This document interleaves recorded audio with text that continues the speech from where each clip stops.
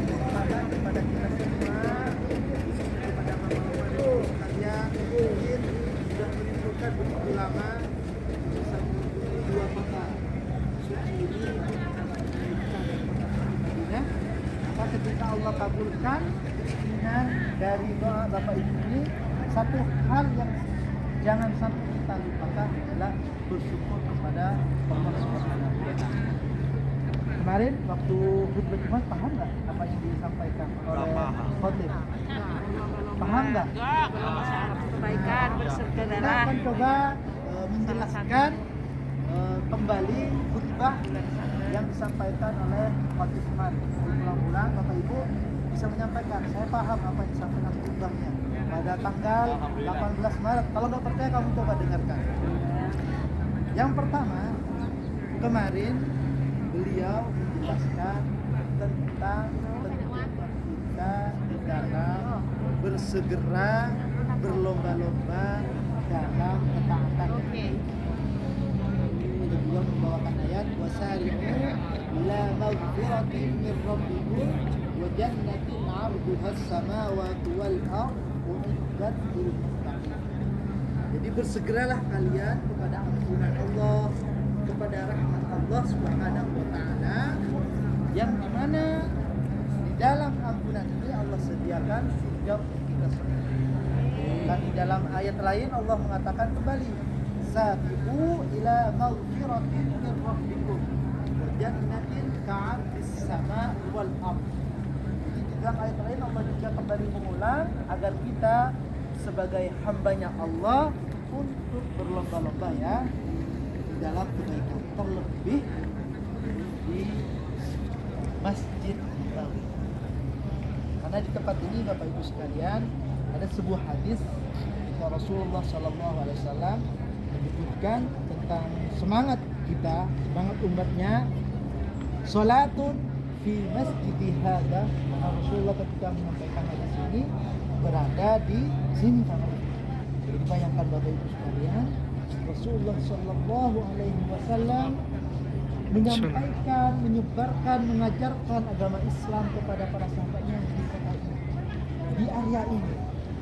Jadi bayangkan seakan-akan Rasulullah Shallallahu Alaihi Wasallam hadir juga mengajarkan kepada kita agama. Seakan-akan kita ingin menyambungkan hati kita kepada Rasulullah Shallallahu Alaihi Wasallam. Karena nanti ketika kita mengunjungi Raudhah, khususnya yang bapak-bapak, nanti kita juga akan mengunjungi makam Rasulullah Shallallahu Alaihi Wasallam. Maka disunahkan nanti ketika kita melewati makam Rasulullah Shallallahu Alaihi Wasallam, bapak-bapak ya, itu nggak boleh. Memang nggak ada. Jadi yang bapak-bapak. Tapi kalau Raudhah ada. Tapi kalau untuk melewati makam Rasulullah tidak bisa, karena itu rute jalan keluar dari bapak-bapak. Nah, ketika bapak-bapak nanti melewati makam Rasulullah Sallallahu Alaihi Wasallam, maka yang diucapkan adalah Assalamu alaika ya Rasulullah. Apa? Assalamu alaika ya Rasulullah. Kemudian kita akan melewati makam sebelahnya, yaitu sahabat terbaik Rasulullah Sallallahu Alaihi Wasallam, yaitu Abu Bakar, mertua beliau. Karena Rasulullah menikah dengan siapa? Aisyah. Dan Aisyah ini salah satu istri yang paling dicintai oleh Rasulullah Sallallahu Alaihi Wasallam. Bahkan Rasulullah Sallallahu Alaihi Wasallam itu meninggalnya di kamar Aisyah radhiyallahu. Maka ketika kita melewati sahabat terbaik Rasulullah Abu Bakar, kita juga mengucapkan Assalamu alaika ya Abu Bakar. Lalu kemudian sahabat terbaik berikutnya itu Umar bin Khattab. Kita tentu tahu bagaimana kedahsyatan, kegigihan, kekuatan keimanan Umar bin Khattab. Maka kita juga disunahkan untuk mengucapkan Assalamu alaika ya Umar. Ya Umar bin Khattab.